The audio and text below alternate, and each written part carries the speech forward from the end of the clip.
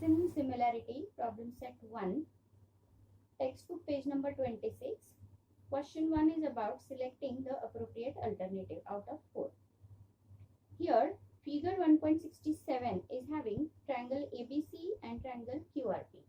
Here, if you look at this figure, they are asking us to select any one of the options out of 4 as per the given. The given is triangle ABC and triangle PQR are given in a 1-to-1 correspondence. AB is to QR, AB is to QR, BC is to PR, and CA is to PQ. This is your given, and we have to find which option is correct. Here, out of 4, only option B is the correct one as the order given. Triangle PQR means P to Q, Q to R. In that case, if you take the order of this triangle as P to Q and Q to R, it is matching with this only. C to A and A to B. Means option B is triangle PQR is similar to triangle CAB. So option B is the answer. Then question number 2, figure 1.68. Two triangles are given. Triangle DFE or DEF, QRP or PQR, anything you can consider. But according to given, in triangle DEF and triangle PQR, angle D is congruent to angle Q. Angle D is congruent to P. You can see that the symbolic information is also matching. Then angle R is congruent to angle E. Means these two angles are congruent, whereas R and E are also congruent.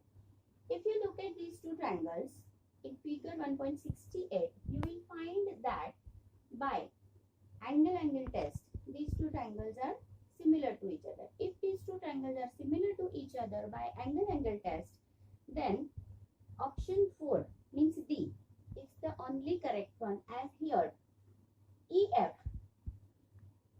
EF order wise you go like this: E to F, R to P is a ratio given, which is equal to DE is to QR. Other all are not given in the same order. So for question 2, D is the correct option or correct alternative. Then question number 3, figure 1.69.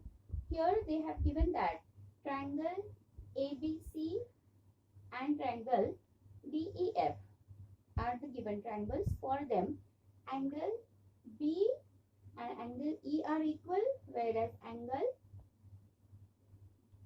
F and angle C are equal. One more given is given that AB is 3 times DE. Means whatever is the length of AB, that will be 3 times greater than the length of DE. It means in these two triangles, triangle DEF is the smaller one than triangle ABC. Here they say which of this statement is correct for these two triangles. If you see all 4 options, the option 1 is the triangles are not congruent and not similar, which is not true, because the symbolic information tells us that angles B and E are congruent to each other and angles C and F are congruent to each other. It means by angle test, these two triangles are similar. And if these two triangles are similar to each other, it means that these two triangles are having a possibility of having something common, which is given. But only the thing is what? AB is 3 times to that of DE. Means this triangle is greater than DEF. Means they cannot be congruent to each other. Second option is the triangles are similar but not congruent. This is matching with the information given. Option 3 means C. the triangles are congruent and similar, which is not possible because this is greater and this is smaller. And the last option is not having utterly any possibility. None of the statements above is true. No. Option B is the correct one, as the triangles are similar but not congruent.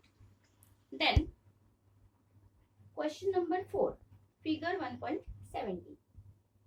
If you look at these two triangles, they have not mentioned anything in the figure. They have just given two triangles, but in the given they mention that these two triangles are equilateral triangles. As before in the lesson while studying, we have seen that if two triangles are equilateral triangles, those two triangles are similar to each other by angle-angle test. It means triangle ABC and triangle DEF are similar to each other by angle-angle test. Now they say the ratio of area of triangle ABC is 2, area of triangle DEF is 1:2. The next given is the length of AB, that is 4. If these two triangles are similar by any test, then, and if the ratio is given for the areas of both the triangles, we can apply the theorem of ratio of areas of similar triangles. The theorem says that the ratio of the areas of two triangles is always equal to the square of their corresponding sides. So we can say area of triangle ABC is to area of triangle DEF equals to AB square is to DE square. If you substitute the values, this ratio is 1:2 as per given.